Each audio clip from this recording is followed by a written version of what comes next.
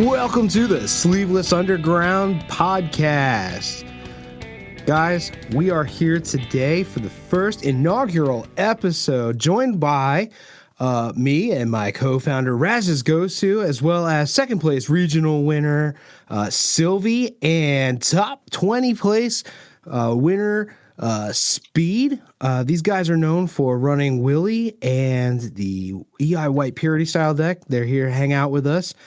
Sylvie's going to be a consistent co-host with us. Speed's going to be here when Speed feels like it. Guys, how's everybody doing today? Doing good. Doing great. Doing great. Chilling.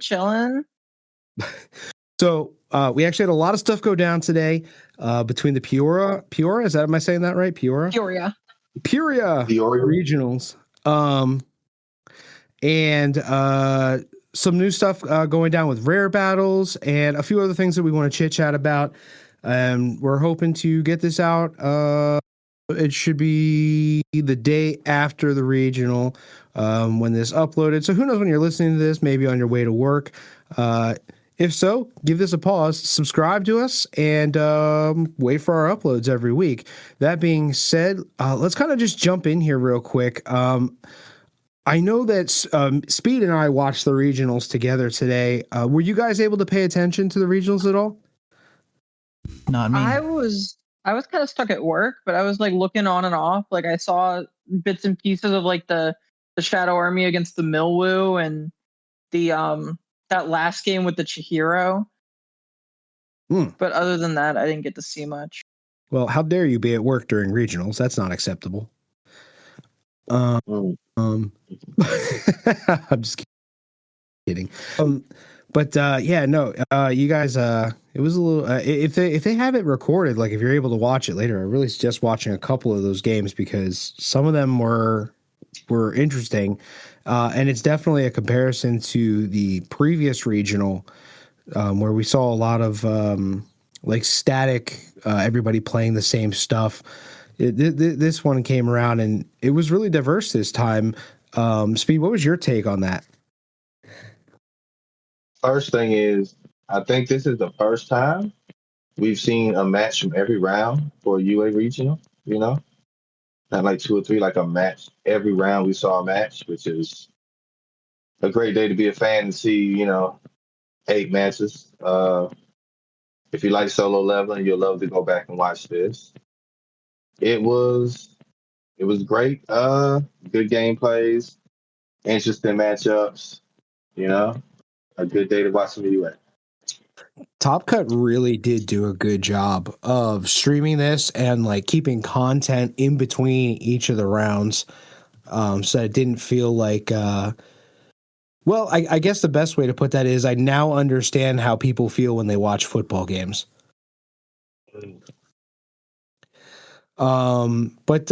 So Raz and Sylvie, I know that you guys, well, Sylvie, you've participated in the regional. I think you were at the same regional as Speed, right? Yeah, I was. This is the one I got third at. Yeah. Oh, I'm sorry. I said second place. You were third?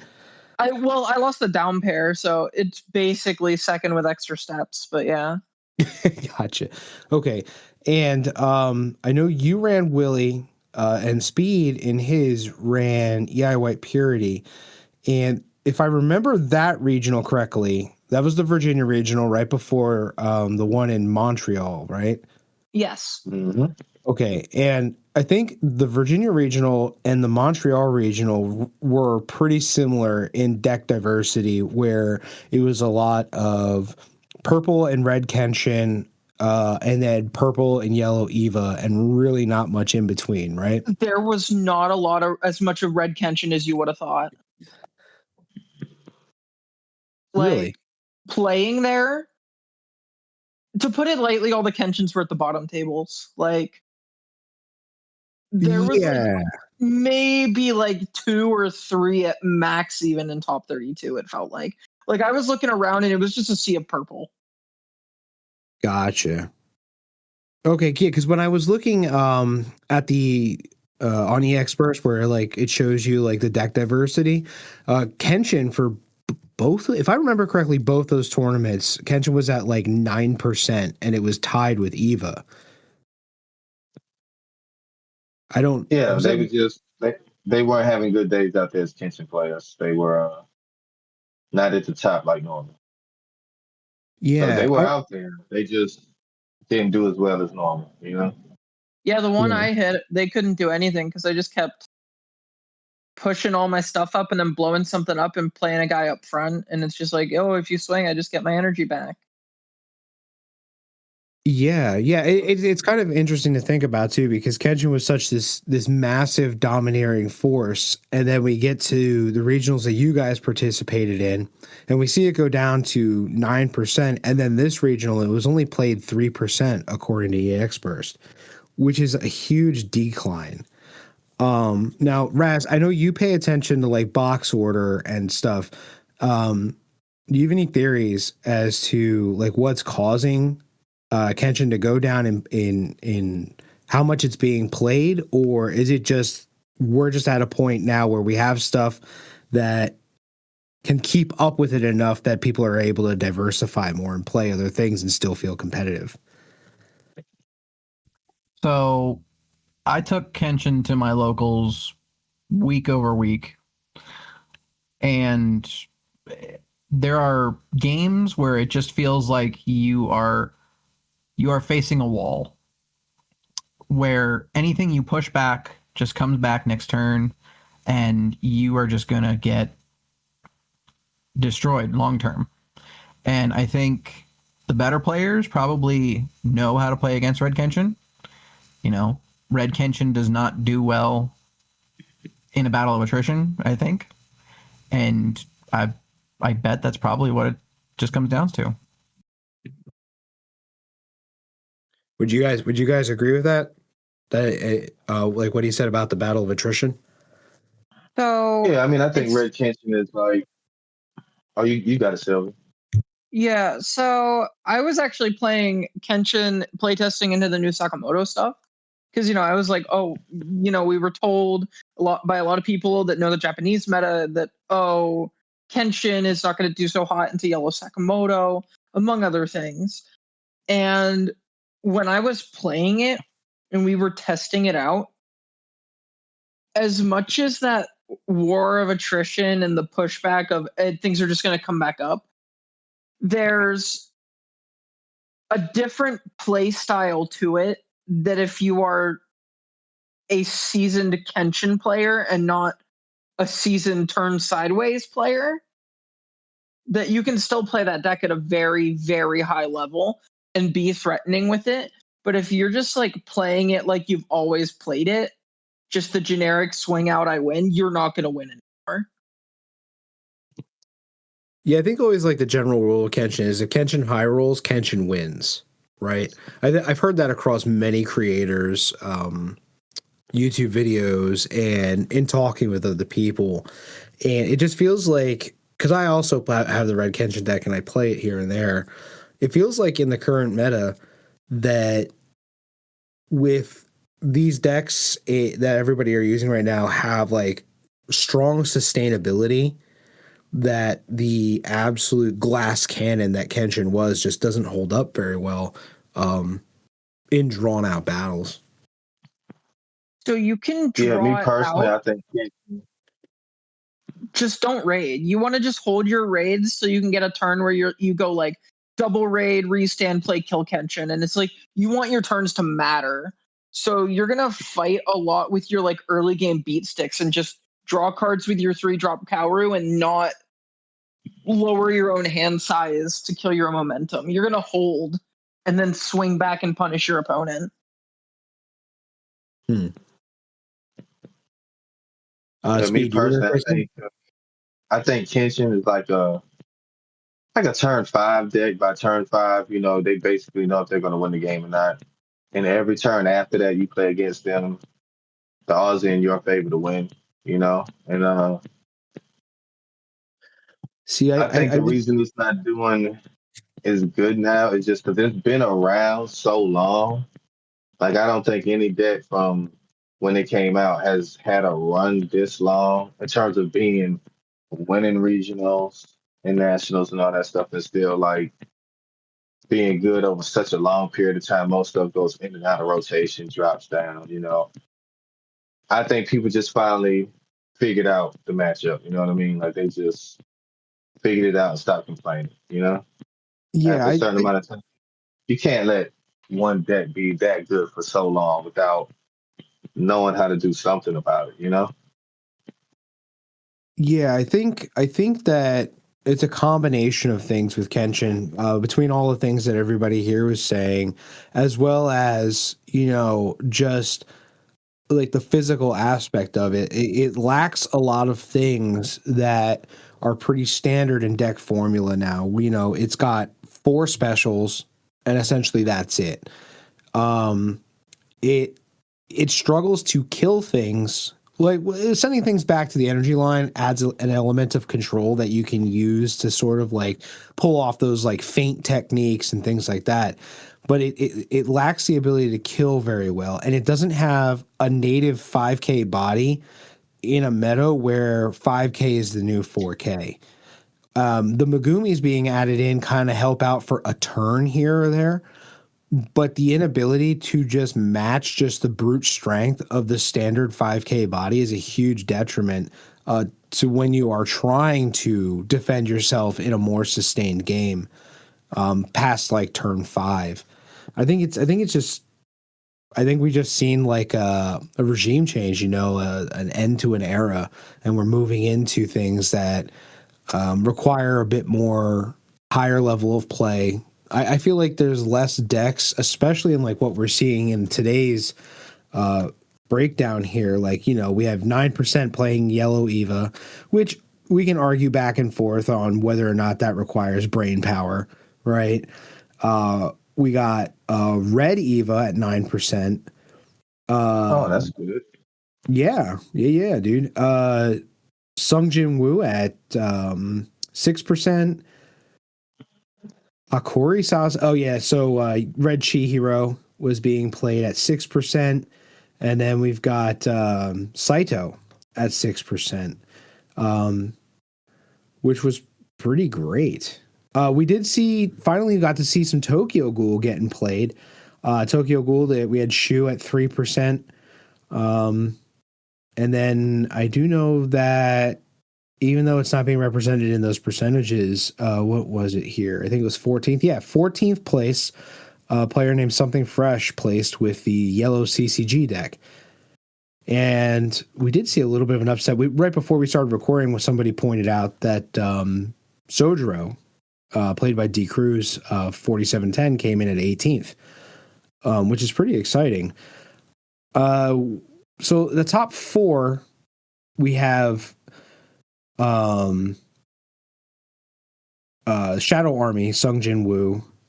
Then we have 2 Red Chi Hero decks, and then Shu placing 4th place, which I think is kind of an upset compared to the last couple of regionals, given that, what was it, Sung Mil won the Montreal one, or was that for No, Montreal was won by Yellow Eva. Virginia was won by Jinwoo Mill versus Saito in the finals. Got it. Yeah. Oh yeah, you're right. I was right next to it when it happened.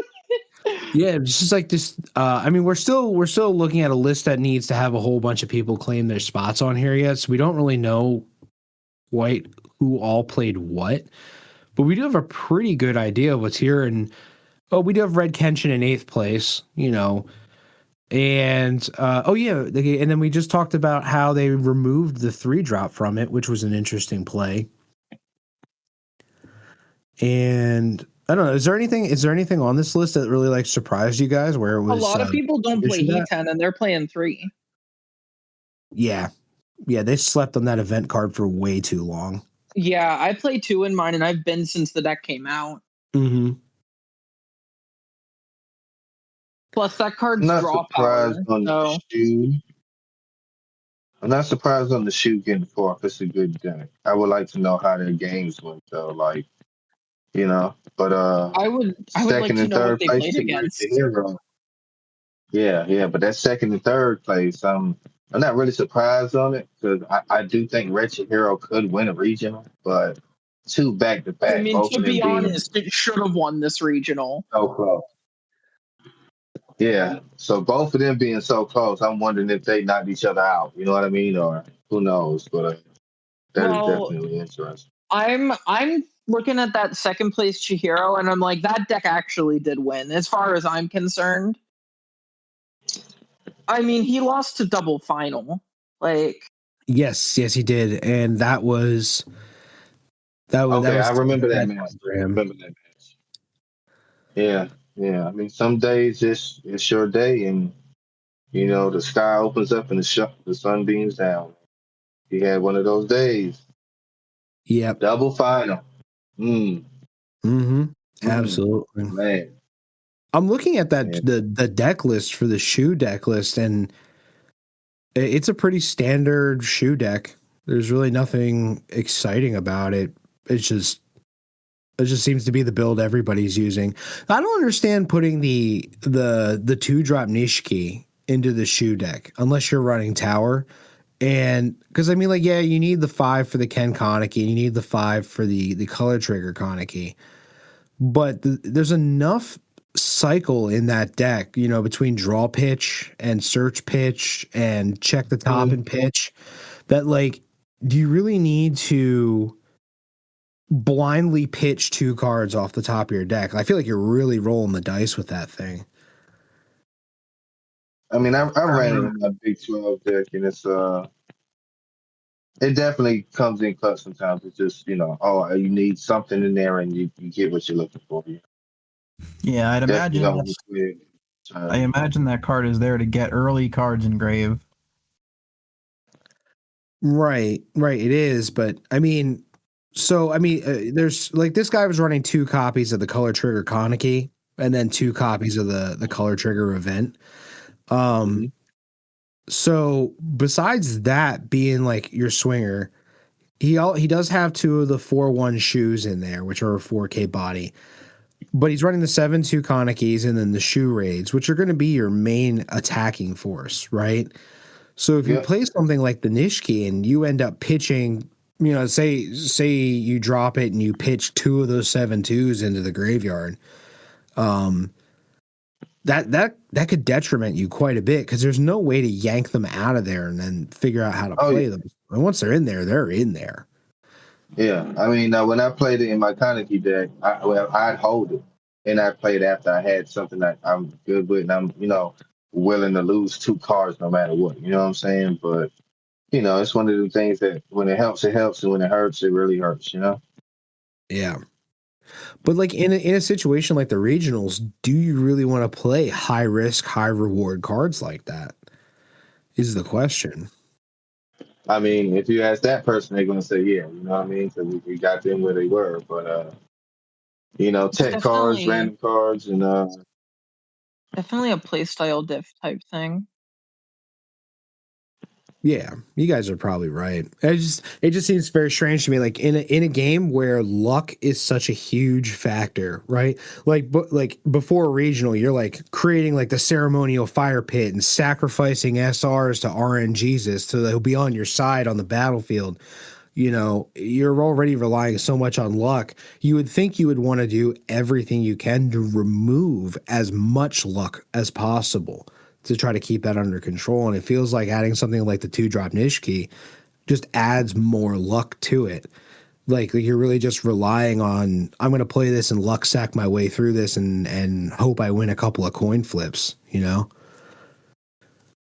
I mean, playing it definitely would mess up your consistency because eventually it's not gonna work in your favor. But you know, if it works more than it doesn't, then that's always good too. I guess that's true. I mean, there's only 2 copies, right? So it's not like he's stuck playing them constantly at the beginning of the game. He is running 2 of the Yoshimuras in there for the double energy drops. I So I still guess that feel like I'd rather just play the 3-drop at 4. Because at least if it's something good, you don't have to pitch it. that's what I do Oh in yeah, my really? shoe deck. That's literally the only difference between my shoe deck and this shoe deck is instead of the 2-drop Nishikis, I run 4 of the 3-drop. I ran 2 2s and 3 3s. but Hmm. the 3 is good. You got to run them. Active trigger, and you get to choose. You know what I mean? Yeah. Mm-hmm. What I'm looking forward to is seeing more of like the yellow CCG. I think especially with this guy placing well with the yellow CCG deck, that we're going to start seeing that a little bit more, because I feel like that's one of those decks a lot of people slept on for a while there. And I know Yeah. I've been playing with Raz for a little while, and he's been using it pretty heavily in our casual games together. And Raz, like in your experience playing with the yellow CCG deck, do you think that it plays 14th today, and I'm looking at the deck list for it. It looks very similar to the one you and I put together. Like, where do you think this is going to end up in future regionals? I think it could go higher. I think it could go lower. I mean, I think Union Arena is at the point where any top deck or even high roll potential deck could come in first. Okay. I mean, it's like you pilot this thing way better than I do. I struggle with doing it right, you know? How hard is this thing to high roll with while you're playing it? Because it feels like it gets everything it needs relatively easily. Yeah. I mean, the only thing that's sometimes questionable is getting to 7 energy. There are some games where it just doesn't happen, or you raid on top of a 2 energy Juzo, and all of a sudden, you just can't recover back up to 7 energy. So, it's like any high cost deck. Sometimes you just don't get the doubles. I mean, this is the second time it's placed. That is a good.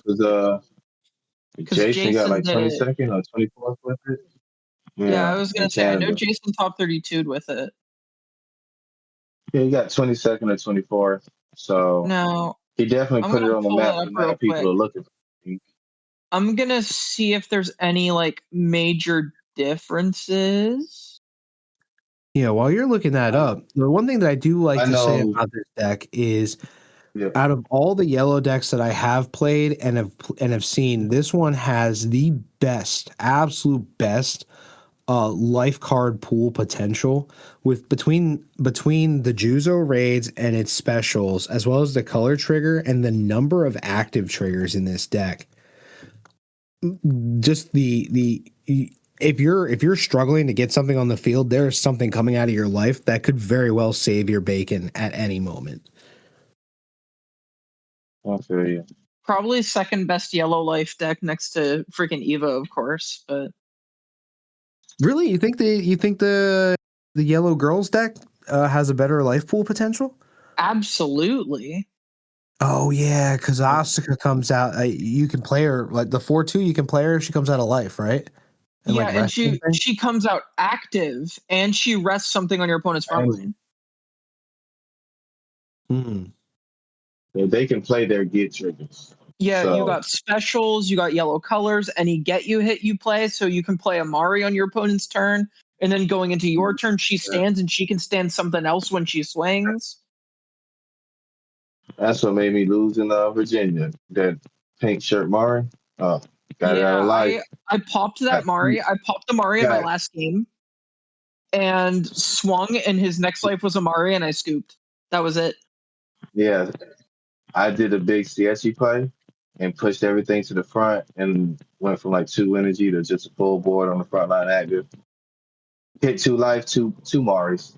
She already had one out there, and that got 3 Maris. What can you do? You can't do nothing against 3 Maris. It's over. All right. So, I mean, you guys are all looking at the same stuff that I'm looking at here. Like, how, like when we're looking at where the spread is among deck diversity and the stuff that's getting played and the people who are winning, like, how do you guys feel like the direction of the game is going? Does it feel like it's going the right way to you guys, or do you think there's still a ton of room for improvement? There's room for diversity. I think people are starting to see now that you can play the deck you want to play and still hope to do good versus having to play the so-called meta or top decks because they're the only thing that's going to be in the top now, you know? Yeah, I for feel like sure. for the most part that is true, but I mean, you have obviously there's this. some exceptions. You can't play anything, but certain, Yeah, you know, but like what I'm saying is there are decks in this format that are still like relevant enough and they're just gatekeepers. So it's like you can't play this deck because it loses to this deck. oh yeah, oh yeah. And I feel like the biggest culprits of that, I don't want to say unhealthiness exactly, but it kind of is because it's preventing a lot of people from playing genuinely fun decks. It would probably have to go to you're seeing a large amount of like shoe decks with BP minusing to get around Yellow Yep. Eva. Like Yellow Eva had a target on its back this event. And then you got the decks with the BP minus in that say outside of the yellow Eva to kill the fancy Ray, we just gonna kill everything that's low. You know what I mean? Right, We'll just kill more yeah. stuff now. We're killing too much. But it's like you need either BP minusing or some way to rest down that Ray to win that war of attrition. Otherwise, Yellow Oh Eva yeah, just yeah. clears But I everything. mean, yeah. But there's a lot of BP minusing going on. There's a lot of that. Yeah. Shout out to number 7, who made his name. Don't tell my wife I went X4 at locals. That's so Locals, funny. yeah. I seen that out loud. That's so funny. You did better than the X4 today, buddy. You did it. Yo, right? This guy's name is appropriate. Let's Whoa. go Okay. gambling. Appropriate for this game. Shout out to Noble Jim Jam for 10th place with Saito, though. You know? Can't see all the things, but might be the top place in Saito out there. Our boy Legit Vocals at 24th. Look at him. Oh, yeah. Oh. I don't know if you remember. I don't know if that Jimzo is that Genzo player, because I can't read that well. That was on screen. They didn't put the deck list in. Definitely an interesting regional, though. Yeah, it looks like he plays 25th. That's what's up. That's what's up. So I'm looking at these two lists between Jason's and Something Fresh's. Yeah. And the most interesting thing I'm seeing here, Jason was playing Psycho for a random pay an AP for a 4K. Yep. And Something Fresh is just playing more consistent raid target base, as well as playing the Suzuya does not abandon his men event at 2. Really? What about that? The damage 2? What's that? The 5-drop guy? How many is the other guy playing? Because I know Jason only played 1. Who is? There's The literally zero. a single Hanbei in the entire game, and it's the 0 cost one. That's it. Yeah, that's why the Juzo doesn't leave that event there. That's why we don't have it in the deck is because of what Raz just said about there only being one Hanbei in the whole game. Yeah, this person's playing 4 of the Hanbei in 2 events. It's interesting. I mean, like, yeah, I guess it gives you like some deck cycle, but like, it just seems weird. Oh well, I mean, you can play it from the sideline onto the field. That's not horrific. And you can pull a Juzo out of the top 6 here. Oh, It's definitely used for the Juzo for you to grab your impact raids to clean up. You know what I'm willing to bet that it's used for. So like when you're using the Take Hirako to filter for Kisho, a lot of Juzos tend to get sent to the bottom of the deck that way, and I'm willing to bet that this is a way to cycle through and get those Juzos back. I would not be surprised. Yeah. Because even if And you it's sad don't to see. grab the Juzo, right? If you have the Hanbei, it still restands the AP. You don't need to hit the Juzo. Yeah. It's not like all these other events like found you where it's like, oh, you have to hit the Kaiju and then it restands the AP. Yeah. Yeah. Well, the Take kind of works like the 4-drop Saito raid, right? Like it fishes that top 5 and sends a bunch of stuff. I don't know how much you guys play Purple Saito, but every single time I use that raid, at least one Gitozu goes to the bottom of the deck, right? So it's like crap, kind of screw myself on that one. This seems to like mitigate that problem if you really think about it. Because like there's been a couple of times I've played the Take and sent anywhere from 1 to 3 Juzos to the bottom of the deck. In fact, Raz and I filmed a gameplay video earlier in the week where Raz, what was it? You pulled out the Take. It was all raids, right? Yeah, so I checked my top 5 for Kisho, and I think it was literally 2 or 3 Juzo raids and 2 Kisho raids. Yeah. Yeah, sometimes you have them bad searches. You send that down to the bottom. You need those Juzos. If not for taking something off their front line, at least it's a 4K impact, and sending it to the bottom of the deck just hurts. So I'm willing I to bet do that like that. the 3 finals. I like the 3 finals. That is an interesting choice. Only using 3 of the finals. Classic.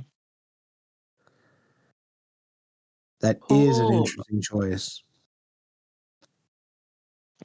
I am hearing something and I need to check something out real quick. Okay. Come on. Okay, now it's working. Where do I? That's what I thought. From what I've heard, Dredgetog, the 6th place,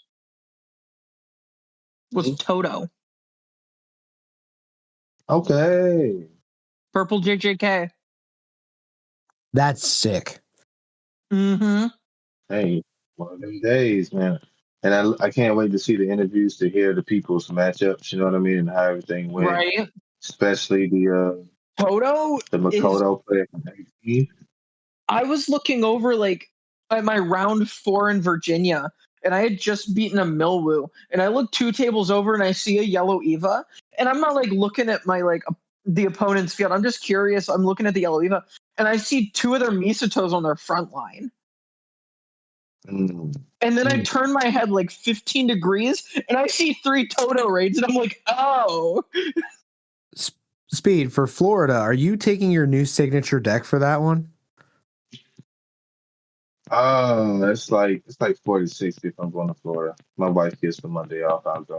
But I would love to take it. If you do, though, is that what you're going to take? No, I would love to in a perfect world. If the regionals was 5 minutes from my house and I could walk there, I'd play. But as fun as it is, I can't play that deck with 100% confidence that I could. Top 64, sure, I could do that.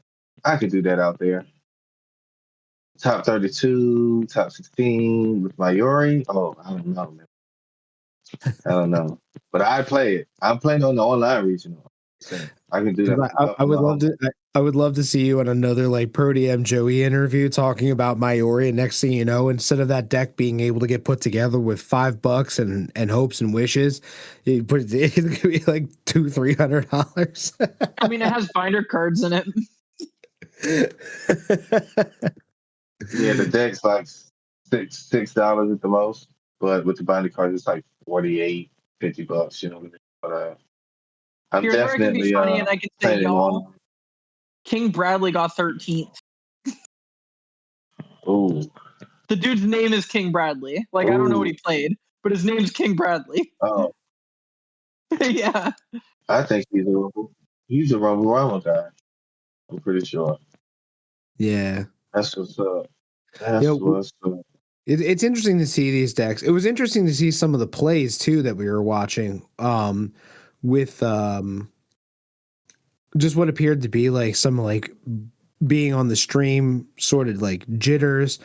What was that one? What matchup was that where we were like, push it up to the front line, push it up to the front line? The guy just didn't do it, and then instead of specialing the impact Jin Woo, he specialed a Cha Hey. We were like, what are you doing? Don't do that. Hey, I really think that was the red CCG. Oh He yeah, didn't you're push right. he didn't push the Juzo up, and he played the girl in the front. Now I understand why, because it's like he wanted to block it for the child, but it's like we special the impact. You block it one guy. It was one of those situations where okay, maybe you're playing for worst case scenario, and you get rid of the child because you know us. I don't know. You had one life. You gotta kill the impact. What you know? Well, yeah, Who yeah. knows? On the final turn, that guy played a second Sung Jin Woo. It just felt really weird that he was able to. He didn't have any nullify impact out, and instead of killing the impactor, he went for the Cha Hey, which felt strange. Yeah, considering he had two little targets for him to block the Chaz, but I'm like, why kill the Cha if you put a target for it? You know what I mean? But I don't think it would have changed the outcome of the game with that one life. Because he just raiding impact, but Yeah, it definitely could have made it look different. yeah. And then there was the Red Chihiro round we got to watch, and the chat erupted talking about how he misplayed. I completely missed what he did wrong. Did anybody catch what he did wrong in that? I can't remember exactly, but it was one of them things where I don't think it would have made him win the game, but it would have made the game look better. Mm. Yeah. He could have did a better line, and he did a different line. Yeah. All right. Well, before we move on to the news topics, Sylvie, you had brought up a really good point earlier in the day to talk about judge rulings. Now, I haven't seen any complaints online about the judge rulings yet. Raz, would you mind taking a look at Reddit really quick? I know you're in there and see if anybody's crying about the judge rulings for this tournament. I know that in the previous one there were some issues with it, and Sylvia, I imagine that you have some insight on that. Yeah, Virginia, there was a lot of issues with the judge rulings on BP minusing out the yellow ray. They kept ruling it wrong. Um, I had a local testing partner that got like two of their rounds early in the tournament screwed over by that. And they didn't get the thing fixed until round 3. So, and he hit 2 yellow Eva within the first 3 rounds. So it really hurt his matchups. And so I was just wondering, I was wondering if anyone decided like, hey, I'm gonna like do this instead or whatever. And while we're on this looking into those judge rulings, I did want to mention, I don't know if you looked, the two Chihiro players have vastly different builds. I I have thought not. I would mention that because that intrigued me. Honestly, I just expect Chihiro players to play the Chihiro deck. I never. The one that got third is playing one final, 4 of the dad, and 1 he now. And the other Chihiro is playing just like almost like your standard build. Like your non-dad 4 or 3 final, 4 special, like the generic, just this is Chihiro. 2 of the 4-2. The other guy's playing 1 of the 4-2. Just thought it was neat that they were pretty different. He's playing the Char Zero, and the other one's playing the Togoshiba Zero. Like they are a solid like 10 cards different.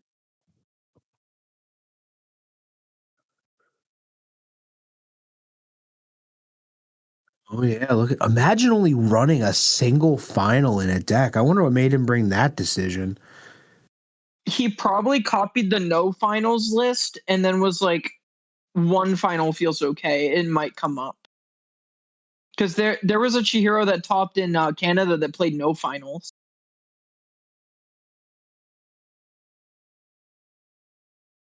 No finals in a Chihiro deck is a bold move.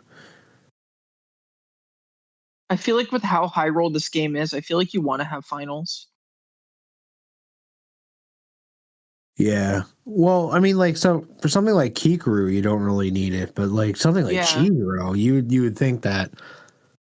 Wow, this really is an interesting deck list, right? That's why I wanted to bring it up. I was like, I saw that and I was like, I need to mention.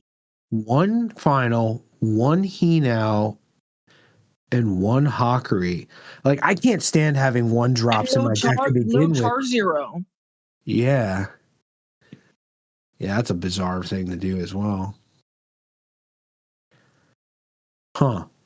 Like Char Zero, even if I was playing 12 zeros without the Char Zero, I'd play the Char Zero too. That's a loopable nullify. Well, I know a lot of people like the zero. Like I played the I didn't play the Char Zero. I played Togoshiba Zero because of the active trigger. Yeah, but I'm saying like play like 4 Togo and then still play 2 Char because it's a loopable nullify. Yeah, it's true. Oh, God, it's a weird deck. Oh my God, he has 4 single drops in here. He's got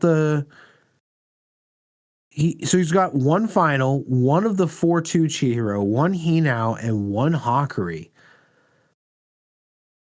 Dude, I get upset if I'm playing a single one drop in a deck. I'm like, whoa, what is going on with me here? This guy's running, and then he placed 4th.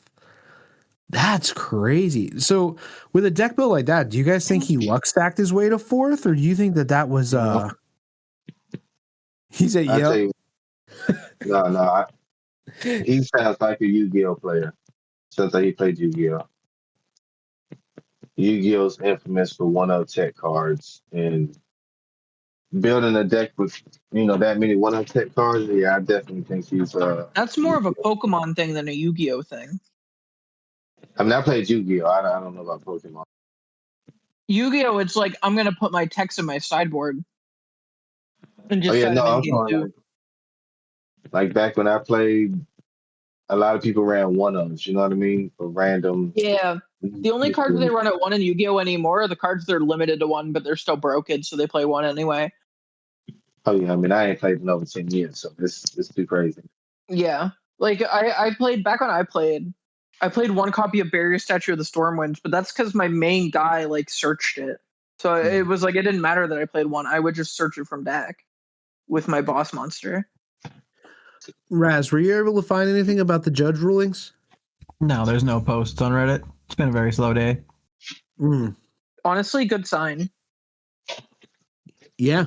You know what though? I mean, judging from what we saw while we were watching it today, because we all watched it from like start to finish essentially. I think I missed the first 2 rounds. I was busy out washing windows and breaking my thumb today.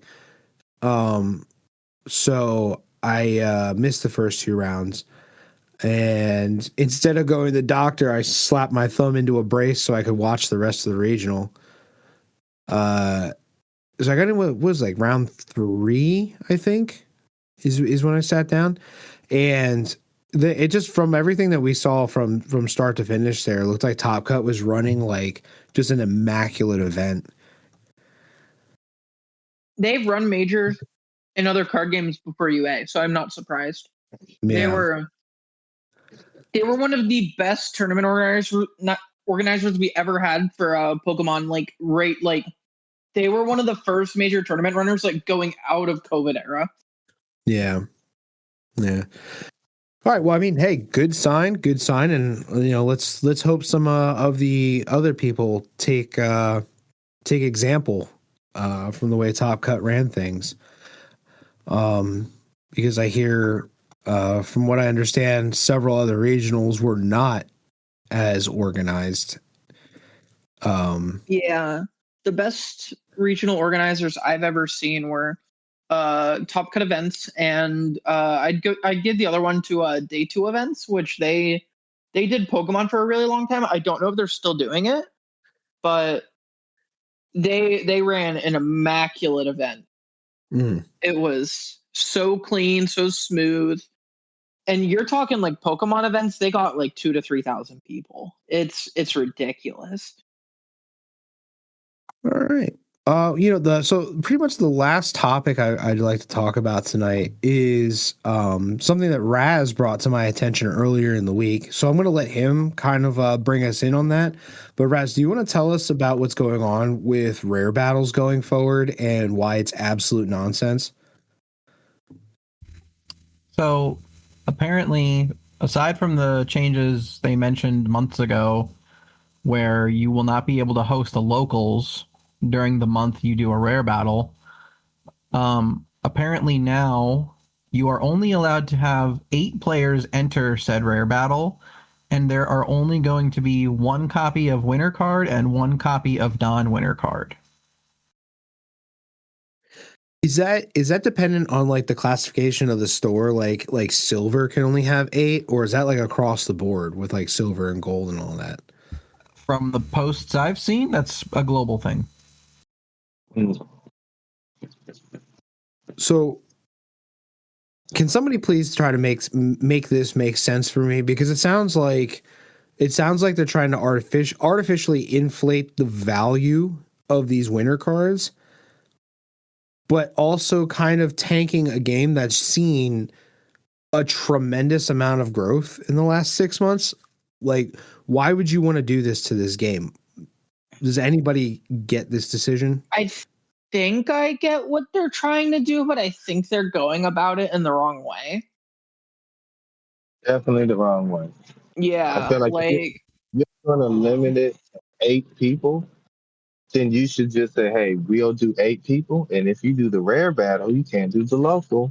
And now the other people can play in the locals. Because now only 8 people come to your shop that month. Just 8 people. Instead of your 12 or 20 or whatever. You know? You only let 8 people play. 12 Just or 20. Bandai Namco things, maybe. I mean, when I started playing this, we had 4 people at our locals. And Raz, what's Thursdays up to now? They're like 14, 15 consistently? I mean, definitely not that high. No? No, we've never gone above 12. Maybe I was thinking of a different store then. But I mean, even at 12, that's still triple what that was starting with, right? Like, that's good growth inside of 6 months. Why would you take something that could potentially have everybody participate, especially since you can't host standard locals tournaments during the months of rare battles, right? So why would you take during something the whole month? Yeah, You got to do during a month of rare battles every time. Now, I you will can't have say, no standard in their tournaments. defense, the bronze people who can't do rare battles, that should hopefully get their locals more attractive because people are going there for locals now because they can't do the rare battles. So that could help the bronze stores in the long run. Who's to say? If the Yeah, only but store near you is the bronze store, it doesn't help you. You know what I mean? if you think about the number of stores that are hosting Union Arena tournaments right now, I mean, Raz and I live in a fortunate area where we actually have a decent amount of stores that we can pick to go to. And in fact, in July, there's another locals 15 minutes from my house that's going to be hosting Union Arena locals coming up in July. So we're going to have, like, we have several options to go to. Most people don't have that available to them. So if one store is hosting rare battles and not only are they unable to participate because they weren't able to be one of the lucky 8 to sign up, if they have to travel 45 minutes, an hour and a half plus to get to another store to play, especially with gas prices the way they are today, no one's going to do that. Oh yeah, for sure. It's definitely going to drive some shots down. And I'm in an area where it's like a couple stores 15 minutes from me, some 30 minutes, some an hour away, about 8 stores in total, and only 2 of them the UA events. You know what I mean? One of them don't really have anybody, and the other one has people that's like 40 minutes. You know, so I'm around a lot of stores, but it's not a big scene, right? Yeah, I feel like if you're gonna cut the supply of the rare battle cards, you can't also restrict it from bronze stores.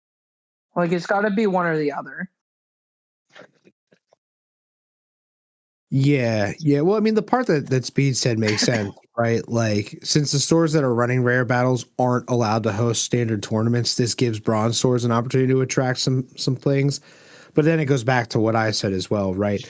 It seems really, really like strange to cut prizing and then limit entries. Plus, wouldn't that also kind of like hurt the people, like the stores that are buying your product to distribute it, right? If they're only allowed to have 8 people play at this tournament, doesn't that hurt them in the long run as well? Because people are going to get upset that they're not able to play. Yeah, it definitely hurts the good stores. Because some stores that have 30 people for their locals, now they only have 8, you know? Yeah. Yeah. And I mean, like sets where it was like, I don't know, only 6 people showed up and bought anything. Like, okay, like that's not a big deal. But like solo leveling was a massive deal. It was sold out everywhere. It's so heavily scalped, it's ridiculous. Everybody is playing it. It's such a huge presence. Why And would it's you? wrong.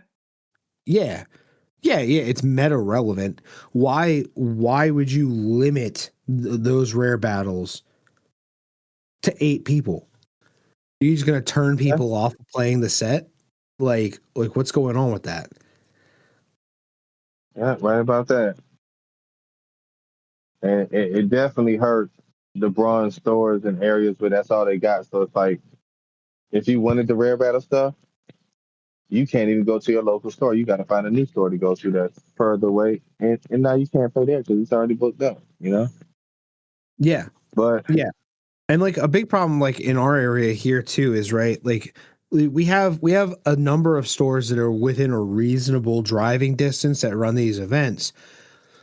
But when things like rare battles come around, the same people from all of the stores go to all of the stores, right? yeah, So and like there's a the prices of chance, these cars, yeah, prices are about there's a chance that the local store that I go to that's 15, 20 minutes from my house, I could get there and try to sign up for the rare battle, but someone showed up 2 hours ahead of time and signed up ahead of me from a store that's 45 minutes to an hour away that I didn't go to because, gas. You know what I mean? And now they're there. They took my spot at my locals. I don't get to play, and they potentially already won one of those cards. You know what I mean? That doesn't feel good either. I don't even know why they made it like the top 2 prize. Well, I know why they did it, but like it's ridiculous. Like, why would you make the non-winner the same amount of copies as the winner? Like, that's literally not the point of a winner card. Yeah, that does feel strange as well. I mean, okay, don't make it top 4, make it top 3, but yeah, top 2 is insane. Top 2 means it's harder for you to get the freaking the regular second one and place the one one. than the first place one. Now they're the same price technically. They're both crazy now because it's only 2. Yeah. That's definitely Yeah. about to. I And mean, when are they implementing that with the rare battles coming up, or are they already doing that now? June 5th it starts. I think solo leveling is first, then Tokyo Ghoul, and then Sakamoto Days. And it's June 5th through July 3rd according to the site here. Oh man, it's gonna Yep, be a and they month. also updated the website that it's only 2 prizes. Apparently, I just saw that in the Union Arena Discord. Yeah, I'm looking at the main site here. I'll shoot you guys a link so you can look at what I'm looking at. Now I don't know if these gold stores would be able to opt out of actually doing the rare battle because it's gonna hurt them in the long run. You know what I mean? Like, it's gonna hurt them more than it helps them. So those stores who are getting like 30 people, I don't know if they can say, "No, we're not doing the rare battles. We don't want that stuff." I don't Yeah. think they can. And I mean, I'm looking at the cards that are the rare battle winners. So we've got the 12-1 Sungjin Woo. Great for everybody running Shadow Army, right? Yeah. We're looking at the tower card for Tokyo Ghoul, so the 12-1 purple Kaneki raid. I'm not going to be too butthurt if I don't get that. I do like the deck. It's not my favorite. I wanted it to be my favorite, but it's not. And then the 4-1 yellow Taro Sakamoto raid, which I don't know tons about that set yet. I've only had the opportunity to play against that deck like 3 or 4 times now, and I haven't lost to it yet. So That I winner haven't. card is going to be big. That card's going to be big. The regular one right now is like going for $30. Oh, geez. Yeah, no, the card's insane. Yeah, but Sakamoto style. I think the purple is the color you really gotta watch out for. It's got a lot of tricky stuff going on, but it's solid on both sides. Purple is a tricky thing, but the thing I've noticed from testing purple, like unless you're talking the AP draw deck, like the trigger deck gets cooked by Shadow Army. Like it is an auto loss. Oh yeah, no, the finger deck it's okay. The Labo deck it's okay. I haven't seen nobody play it to where I think it need to be played yet, but it's definitely got all the purple decks got some nice potential, man. Nice potential. They've got potential. They've just got some weird matchup spreads. And the matchups they don't want to see are the ones that we're seeing a lot of these regionals. Oh yeah. Interesting. I don't know. I feel like the new rare battle setup is going to hurt this game more than it's going to help. Like I understand trying to make the cards a little more exclusive, but I feel like this is going to have such a negative impact on the overall feel of the game. Yeah, I mean, just the fact that you're only allowing 8 people, like if you want to give prizes to the top 2, why not give it to 3 and allow 16 or something? Like, 8 people is definitely gonna hurt those huge stores in the long run. No, here's the question, right? Because like stores are given their ratings based on attendance, partially. So will this lower the rankings of the silver and gold stores because they're stuck at 8 for the rare battles? I mean, if their attendance is based on numbers versus percentage, then yeah. So it's like they just say, "Oh, we got 20 people," or 20 out of 32, we're at 70 or 80%. Who knows how they submit that data? So I've been talking with my LGS about this, and because we're a bronze store, and for Gundam, we're like gold, I think maybe even platinum.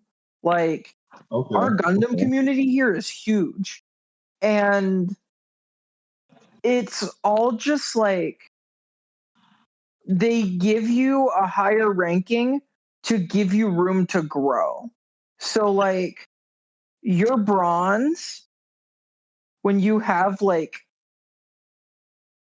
around like 4 to 6 people, but once you start getting like 10, then they're like, okay, we need to give you more support than what would be if like a couple people travel out to your event, because you need to be able to support more than 12 people here because you're getting consistently 10. And then they up you to silver. So if they're limiting you to 8, is that going to lower your store's ranking? It could. It could. Unless you especially with like coming up here soon, maybe not this wave of rare battles, but like next wave, it's like that might be a way to figure out. I don't know who's showing up for a freaking 100 girlfriends rare battle, because I'm not. I am. My point being, my locals didn't even order any. My locals didn't Oh, order. hell yeah. You know I would. I'll see. Don't got a deck, but I'll show up. I am looking at the Hopefully I'll be the participation only one packs for there. this I'll be coming top up. two. The participation packs are pretty nice. You're getting that Yahiko everybody's terrified of. It looks like the 3-1 Sungjin Woo, the 1-drop CCG red CCG Juzo, and I then wish it was Megamo. the 0 drop. Man. I wish it was the 0 drop.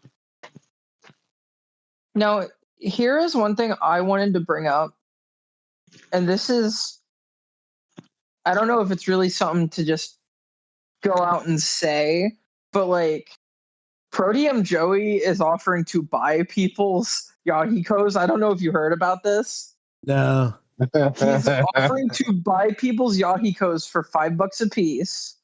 He is going to burn as many as possible. Well, I'm a good sell, so I can sell them to him. I'm not gonna lie to you. Listen, if you're gonna sell them to him, sell them to me first because I need them for Sanosuke. Right? Yeah. We Sanosuke players are having a hard time already. And he's like, I'm going to burn all the Yahikos. Oh my god. I've seen back and forth the two different factions on the Yahiko where it's like, oh my god, Red Kenshin's coming back. It's like it's not. It's turn 1 through 3 got better, but like it's not gonna come back. It's not gonna be Red Kenshin again. But it's still good though, but you know, it's gonna be a good trigger though. He's an active trigger. 2500 0 drop with step. I mean, the zero drop was already an active trigger. You know what I mean? Like, but now he's got 500 more BP and he's got step. True. And he does kill. He's a 25 that kills. Right, but that could also fuck up your Kaoru. And that's why people are moving away from the Kaoru. Oh man. Yeah, Kenshin's evolving. We're gonna go into a world where people aren't gonna play the 3-drop Kaoru and they're gonna play 4 Hiten because you can just pitch the Hiten to draw. Are these other participation cards the standard cards for the deck, or are these like special promos like the Ico, like the 3-1 purple Sungjin Woo? It's a color trigger. Is that like the standard one? Yeah, they're all standard, I believe. They're all standard. Okay. The Juzo looks cool. Yeah, but see, that's that 1-drop no trigger Juzo. So it's like, it looks cool, but do I want to run it? I don't want to run it. Oh, that's right, Speed. You don't run. Raz runs it. Raz loves that card. I would say love it. 46. I love it when my opening hand is like 5 0s and 1s, and I can just plop them all on the board, turns 1 and 2, you know? Oh, yeah. And then just rush. I feel that, baby. But I'm stuck on my triggers for the most part. I can't help it. I become addicted. Yeah. I actually just got an order of sleeves from Japan today. Are they gonna fit your cards? Yeah, they are. They're Uma Musume sleeves. I'm already ready for the set. Fuck yeah. Raz is on his way to your house right now. I got a pack of Special Week and a pack of Tokaiteo. That's my girl. Tokaiteo. Teo's the GOAT. Everybody loves that show and the movie that came out. And I looked at it and I went, nope. I haven't even watched a single episode. What are we talking about? It's not bad. It's kind of funny. Uma Musume. What are we talking about? Yeah, what is that? Uma Musume. It's based on horse racing, but the horses are I heard about it. Girls that have like hooves and ears. And whoa. I didn't know that. Yeah. They don't got hooves. Wait, I thought they did. No, they have like horseshoes built into their regular human shoes. It's like I can't do it. They got horse ears. Yeah, they do have horse ears and they have tails. Do they have 2 legs or 4? They got 2 legs. They're basically humans with animal features. I got you. But the whole thing is that it's an idol thing. It's like whoever wins the horse race gets to do like an idol like stage performance. That's the whole shtick. So is it a musical as well, or not really? Kinda, do, in yeah. fact. It's they race so they can sing. Okay, so every episode ends with a song. Not wouldn't- every. I wouldn't say that. Okay. And what are they just running around a track, or are they doing Yeah, some they crazy? run on a track. It's like horse Okay, racing. Yeah, Okay. Are they jumping hurdles or just running? they're just running. Okay. Seems pervy and misogynistic to me. Hey, it's I mean, animated by the people that are animating freaking Kagurabachi. So you know it's kind of fire. I'm so sad right now.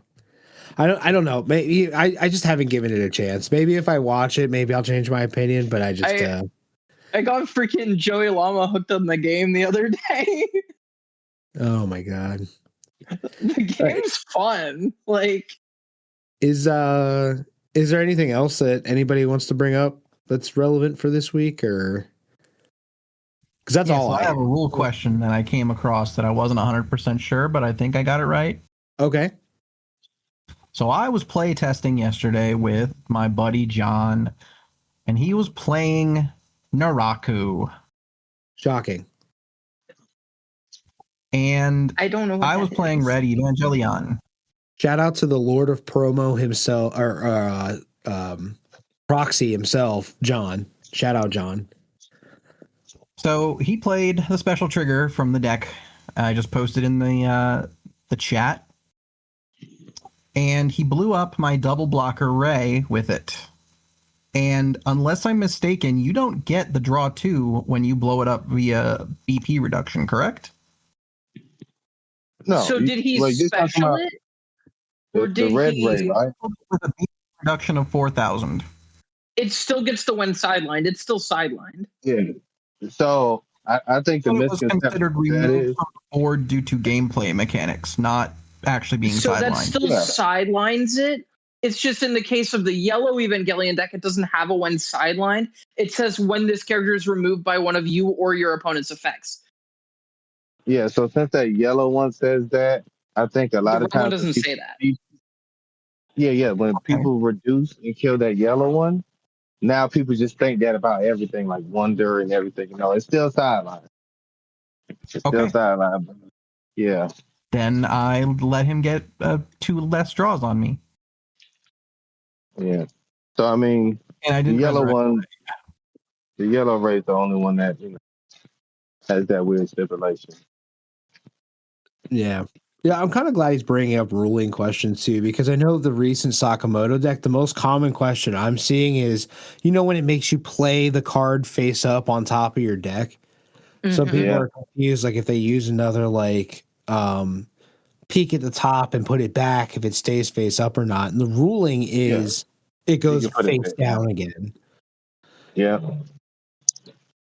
But I will say it's not a new ruling, but it's something I seen I thought was pretty interesting. So that yellow Arima deck, the big damage 2 guy, you got him on the field. Let's say you bring your Juzo out and you're playing Kenpachi and they get rid of their raid, right? If they do the little weird picture card to keep the little guy, nothing with sideline, That's one of those interesting things I found out recently. So if they do the thing with Kenpachi, then Kisho's effect doesn't trigger. Yeah, because Kenpachi wasn't sidelined; he was placed. Yeah, in the it's a replacement effect. Yeah, so I seen that, and I thought that was weirdly interesting. You know what I mean? Well, that's a good one to know. I mean, especially after seeing the regionals today, we had a Kenpachi deck featured on the live stream, and it won. I imagine we're going to start seeing some more of those anyway. So it's a good to know that ruling. The reason we don't see it is because it's $500. People want to play it. It's good. People know it's good. And everybody you see playing it, you see that they got those decks kind of altered out. You know what I mean? Yeah. So just imagine the people who want to play it who wouldn't even alter it out. You know, it's a lot more people who want to play it. They can play Once it, and they three can't. comes out, everyone's gonna have a Kenpachi deck. Yeah, they can't spend $400 to upgrade their $40 deck. You know, it don't work like that. That's crazy. You I know? don't know. I've seen what people spend money on in this game, Yeah, and let me give you $5,000 for this 3-star. Like I've seen what people and those cards sell fast. Like it's not like they sit on market forever. They sell like immediately. So yeah. a $500 for an entire deck, I can see people ponying that up. But it's like these are the players that want these, not the collectors that are doing the ridiculous crap. Yeah. Yeah, and I mean it's good, but it's not $500. You know what And I it's mean? not like with these alts, it's like you're paying for it because you want it as an alt of like your favorite character or something like that. This you got to spend that much money to make the deck function. Yeah, you're paying all that money to be able to play it now instead of 4 or 5 months from now when the other ball. You know? Yeah, all those cards are going to be freaking commons and uncommons in freaking set 3. Yeah, Yeah. everybody can get them. You know? It's going to be like And then Oprah Winfrey handing out Kenpachi decks. pretty much. Well, I mean, hey, I'm saying like we're going to start seeing this come back, so it's good to know the ruling. I mean, we're crying about a $500 deck right now, but let's be real. We have other games out there like Magic the Gathering and Flesh and Blood where $500 isn't nothing for a single card. Oh yeah. And I mean that's just probably the most base expensive deck in the game, but buy the best deck in the game, you know, $100 and change maybe, you know, which is great for a card game, you know. Yeah. If you want to get in, $100 buy the best deck in the game. I mean, we're looking at around 150 at this point. Yeah, give or take. It depends what Like you know. You can buy even regional Chihiro, like winning. he's up there. He's Yeah, 180. yeah. But you could buy a regional winning deck. You can buy Shadow Army right now. Yellow Girls is like 130. Shadow Army is like $80. That's just because Shadow Soldiers are kind of expensive. Well, I mean, after its win today, you could pretty much bank on that going up to about $150, $260. It's crazy. I just sold my Shadow Army deck to somebody 2 days ago. I bet you mad as hell right now. Oh, he's gonna have it on Wednesday. Oh man. He's gonna look at those prices go up and be like, "Ooh, I bought this at the right time." He did. He really did. All my friends were like, at least it was Shadow Army and not Milwu. Thank God, right? Yeah. Oh Yeah. my God. I've said the same thing. I said the same thing.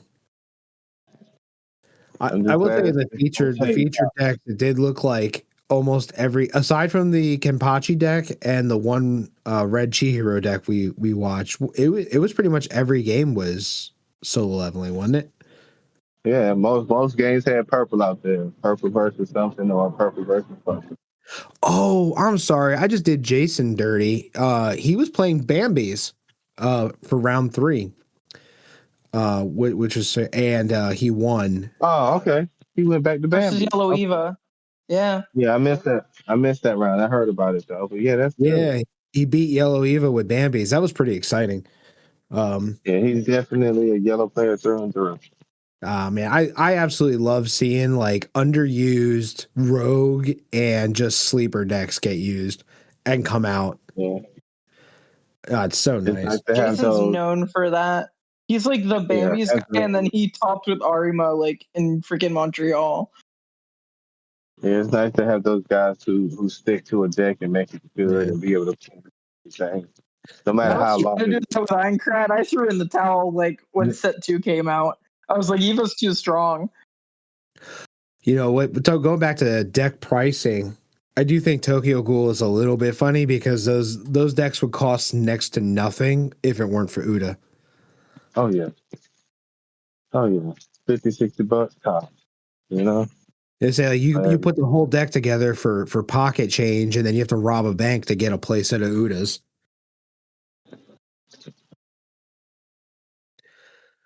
Which is insane. God forbid you want to build all the purple decks, you know? Well, y'all, Shadow Soldiers are $1.06. Buy them before they get bought out again. Speed, it's time to re-up. Get your deck back, bro. Speed quick. There's a seller with 11 of them, $1.44 a piece. It's all good. It's all good. Scalp them fast. Scalp them. We're scalping UA now, guys. That's what's happening. We're scalping. We're The not. release event one's going for $9 now. It was freaking $4 last week. Mm. It's already happening. Yeah. All right. Anybody got anything else, or are we good for the night? I think I'm good at least. Oh yeah, good over here.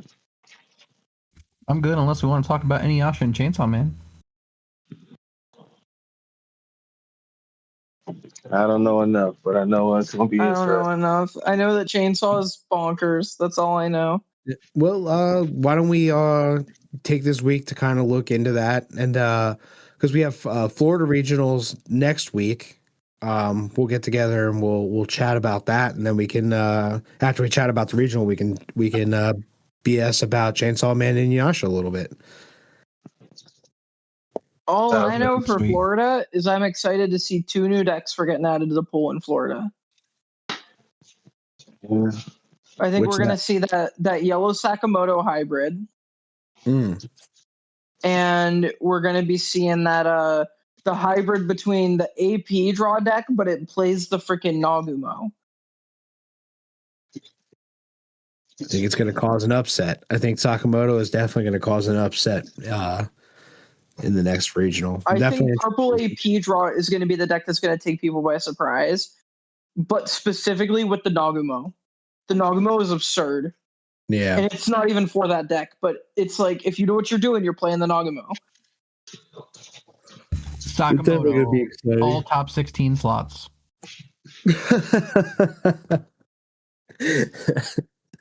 All right, guys. Well, if anybody's wondering, like this is Sleeveless Underground podcast, part of the Sleeveless Underground Discord server, where we're attempting to put together the Sleeveless Underground unofficial pro league. We're looking for 8 teams to get that pro league off the ground. We're also going to be running weekly box tournaments. Anybody interested in participating in any of those types of events, please check the description below. There will be a link. You'll be able to join the server. Come hang out with us. We'll chit chat. These podcasts are recorded on a live stage, so anybody who wants to listen in has the ability to do so.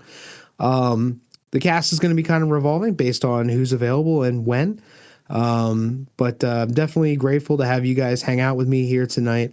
Once again, we have Sylvie, Speed, and my buddy Raz here with me, Street Samurai. And we're glad that everybody was able to hang out today. All right, guys, have a great night. You guys are supposed to say bye. Peace. Bye. Hold it down. And then y'all don't leave the call.